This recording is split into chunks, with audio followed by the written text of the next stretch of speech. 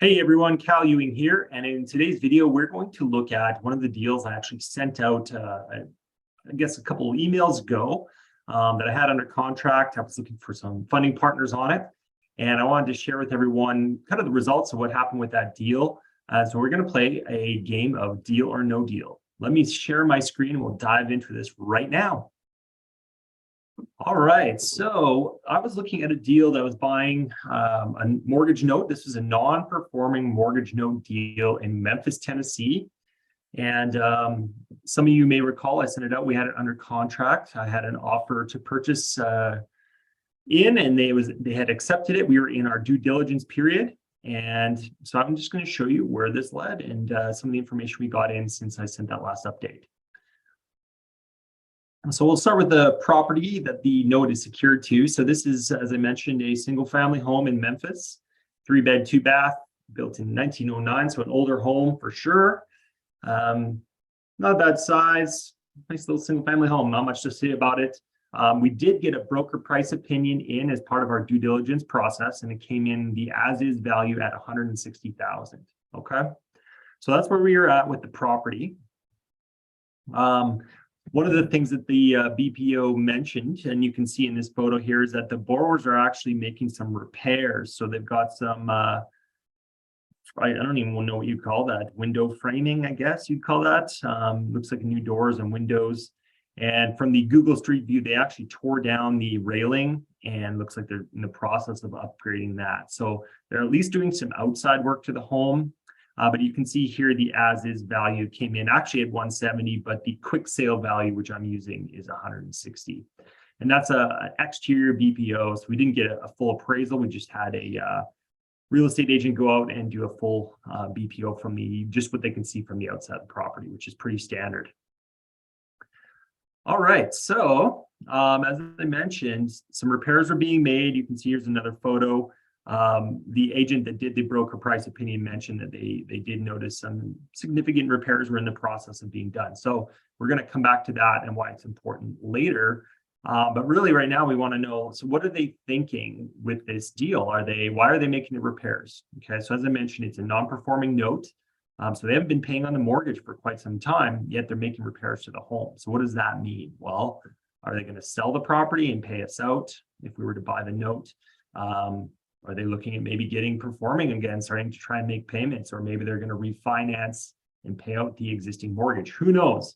Okay, but this is some good indication that the borrowers are actually, happily living in this property and they're putting some of their own funds into it. So they do have some pride of ownership, meaning that they're probably going to want to stay.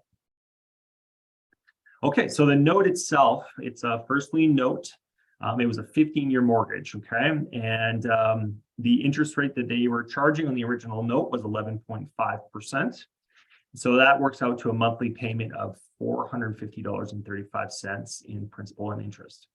So as it stands right now, because I said the borrower has not been paying for quite some time. So when we figure out unpaid or unmade payments plus late fees and everything else, we're looking at a total loan payoff of $51,916. Okay, and that works out to a 32.5% loan to value. So if you take that payoff compared to the $160,000 value of the house, it works to 32.5%, which means there's a lot of equity there, even with all these penalties and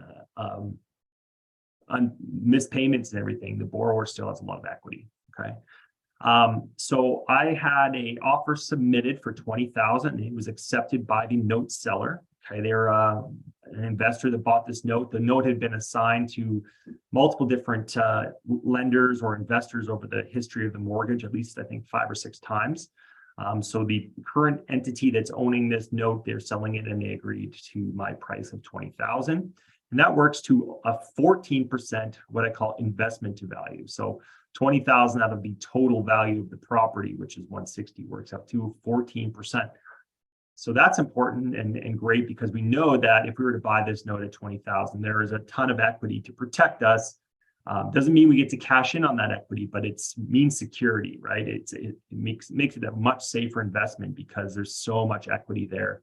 Should the property need to be foreclosed on and sold off, that it should definitely sell well above our $20,000 investment. Okay, so that's good. It means we get our investment back if we had to foreclose. All right, so things are looking good here. So a little bit on the borrower payment history. So the origination date was 2001, and I mentioned it's a 15-year note. So it actually passed the maturity date of 2016, April 2016. And I think they were making payments originally, but right around 2008, somewhere in there, they stopped making payments consistently, have made sporadic attempts to make their payments. The last payment they made was October 2020. And that would have made, because basically what happens is when you make a payment, if you're late, it automatically gets applied to the last payment due. Okay, so they must have made their September 2013 payment, and now the next payment due on this mortgage is October 2013. So when they paid in October 2020, that payment they made in 2020 applied to the 2013 payment for September, if that makes any sense. I hope it does. Okay, that's where they're at. So they owe from October 2013 forward. Okay, so that's how far behind they are. So they've basically made half their payments. They've made 89 payments since origination of 2001.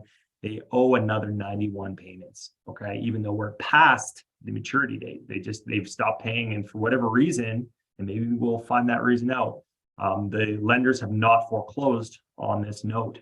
Okay, so my exit strategy, I always look at these deals with at least 2 exit strategies. Okay, this one I actually have 3. But my primary goal with this note would be to just foreclose. So buy the note and immediately start foreclosing. Tennessee is a pretty fast foreclosing state. Okay, they're one of the faster ones because it's a non-judicial state. So you can foreclose in less than a year, probably less than 8 months, which is great. And so that would be my main exit strategy if we were to buy this note, is since we're buying it for $20,000 and there's $52,000 owing on the note, the goal would be to just hire an attorney and start foreclosure and sell it off at the foreclosure auction. Okay, and if that was the case and we were to sell it, doesn't matter how high the bidding goes, we would only be owed the $52,000 unpaid balance on the note. Okay, so it doesn't matter that it's worth $160. As the lender, we can only collect what is owed to us, right? And in this case, the note balance is 52. Okay, but that's still great, because if we buy the note at 20, but we're owed 52 on it, then there's a $32,000 net profit, not counting foreclosure costs and closing costs to buy the note and due diligence and all of that. But still, 32,000, nice chunk of change, right? Okay, so then the other option is always to avoid a foreclosure. So we know that someone's living in this home. We are assuming it's the borrowers. We don't know for sure, but we would approach them and let them know that, you know, we bought the note. We're their lender now, and if they don't get paying, we're going to actually start foreclosure. And so we could give them the option of, you know, foreclosure is not very good for your credit. It can be pretty damaging for a long time, so make it harder for them to get a car loan or even rent a property to live in, let alone get a new mortgage. So we could tell them that, you know, we're willing to pay them some money in order to vacate and give us a deed in lieu of foreclosure, which is basically them deeding us the property. As since we're the mortgage lender, they can deed us over the property. We can skip the foreclosure. They would move out, they would get their cash, and they're done, and we now own the house. Okay, and so in that case, if we did a deed in lieu, now we're the owner of the property, and then we can hire a realtor and sell it off. Okay, so what do these numbers look like? Well, we probably want to pay the borrower if we can negotiate it. You know, the same amount as it would cost to foreclose and hire a foreclosure attorney. So somewhere between $2,000 and $500. We call that cash for keys. Okay, so they get a little bit of money to pay for moving expenses to vacate the property, and if they leave it in good condition, then they get their money. Okay, so that's how this works out. So we would do the deed in lieu. If the as-is value is 160, we'd probably want to do a quick sale. So we'd have a realtor list it for 130, about 80% of the as-is value, and pay the borrower $5,000. Probably spend about $5,000 cleaning it out to make it easier to sell. And the realtor commissions and closing costs when we sell the property, I estimate about $10,000. So in the end, we'd be making $110,000 on a deed in lieu scenario. So that's amazing. The thing is are we going to be able to track down the borrowers? Are they going to talk to us? And are they going to agree to it, right? The last strategy would be to get the borrower reperforming again, okay, which means starting to make regular payments, get back on track, okay? So we could approach them and negotiate what's called a trial payment plan, figure out what their problem is. Why can't they make their payments? There's lots of ways we could arrange it to get them going again. And typically, if we were able to do that, we'd want to have them put a little bit of skin in the game. So we'd require about 4 months of payments up front. So if they can come up with $1,800, and I mean, if they can make the repairs on the house, they could probably afford $1,800. So we'd want them to come up with 4 months up front and then start making the monthly payment again, which was $450. Okay. And the return on investment, if we bought the note at 20 and we were able to collect 12 months of payments plus the 4 months up front, then that's a 36% return in the first year. So that's a great return, cash on cash return if we were to get them reperforming again. Okay. But will they be willing to do that? We don't know. Okay. So based on all those exits, they all look great. Borrowers in the house making repairs, which is great. So, and we're buying it at a really nice low price. So there's a lot of bonuses and pluses to this deal so far. All right, so let's talk now a little bit more about borrower psychology. So what do we know? Well, they've made recent repairs. So they're showing some pride in ownership. They're showing that they've got some cash, and they're showing that it's not vacant, and they're showing some evidence that they want to stay in the property, right? Now, I have no idea how they've gotten by without either getting foreclosed on or making their payments. I really don't know, but they've had a pretty sweet deal for the past few years. And so they also are probably aware that they're sitting on $108,000 in equity, or they might not know the exact amount, but they should know that they've got quite a bit of equity in this property. They're able to do some basic due diligence to figure out the value of their home. Okay, so if you're sitting on equity, you're probably not going to want to give up your home very easy. Okay, so that means that probably they would not want to do a deed in lieu for $5,000 to walk away from the house that they just made repairs in and that they have equity. So I would imagine that a deed in lieu is probably not in the cards. Okay, maybe though. They may consider paying again though if they're doing repairs and they know they've got equity. Maybe they want to keep their equity and keep their home. And so they might be willing to get back on track again if they can afford it. So option C might be a good exit plan. And the other thing is if they are making repairs, maybe they're planning on selling it. Okay, so if we bought this note, they might just sell it as soon as they're done the repairs. Maybe they're trying to maximize the amount of money they can get, maximize their equity.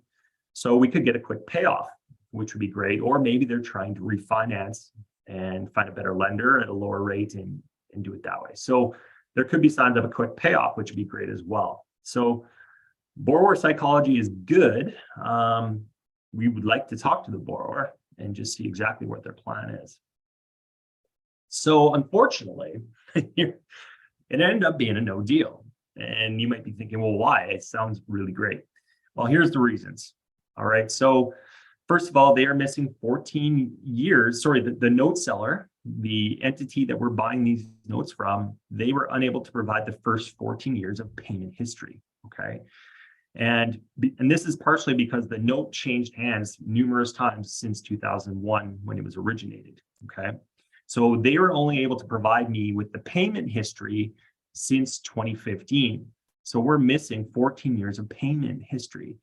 Now, why is that important? Well, if we are going to foreclose, and if the borrower were to hire an attorney and challenge the foreclosure, we are going to need to show that they're actually in default and that they've actually missed all those payments.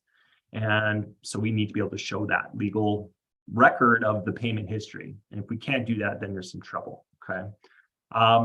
The other thing is that the seller has not contacted, so the note seller, the current owner of the note, has not contacted the borrower. They have not talked to them, and they would not let us reach out to the borrower, which I asked. Okay. If we could reach out and talk to the borrower and understand what their plan is, maybe we have a little bit more certainty on which direction we're going to go with this. But since we can't even talk to the borrower, we don't know their plan. But we do, as I mentioned before, they've got some pride and ownership showing here. They may challenge this foreclosure And if they hire attorneys to fight us and we can't show the full payment history, then we might be, have some issues foreclosing. Okay. Or at least for the full amount, that 51,000 that's owing to us if we own the note. Okay. So I contacted a Tennessee foreclosure attorney, and this is what he said. He said the lack of complete payment history would only factor if the borrower hired an attorney to contest the foreclosure, which could happen, right? They've got a lot of equity and they've been making repairs. So they might want to try and keep that home and keep their equity, and they might be willing to fight the foreclosure. Okay. He said to counter the lack of complete history, it's often helpful to go back to the last point at which the loan was current, or to concede the loan where we're current to a certain point, and then analyze the payments moving forward. Okay. So first of all, we don't have that information in the payment history. And if we conceded after, say, 2015, then we're missing a bunch of years of unpaid mortgage payments. That means that we would not get that full 51,000 payout. So basically, this is enough for me. I don't want to risk my investors' money. So we actually found a private investor to fund this deal for us. And I don't want to risk their money in a chance that maybe the exit plan won't work out. Okay. So we don't have dependable payment history. We can't 100% prove that they are behind on their payments. We can prove some of it, but not all of it. And so I just think that this is not a good deal. There's other deals out there. And so we decided to back away from it. We never want to put our investors' money at risk. And to me, this was too much of a risk. So other people might look at this deal and say, you know what, I'm willing to take that risk. I just personally am not. So unfortunately, this is a dead deal. I hope you guys got some value out of going over it and seeing the way we looked at it, why we decided to pull the plug on it, why we decided there's too much risk. And if you have any questions about this deal or any others, I'm happy to talk to you. You can schedule a call with me or send me an email. To schedule a call, you can just visit www.talkwithcalewing.com. Schedule a call. We can discuss this deal, future deals, or just note investing in general. I'd be happy to do that. Otherwise, you can send me an email, cal@calewing.com. On to the next video. I hope you guys enjoyed it, and we'll see you next time. I'm Cal Ewing.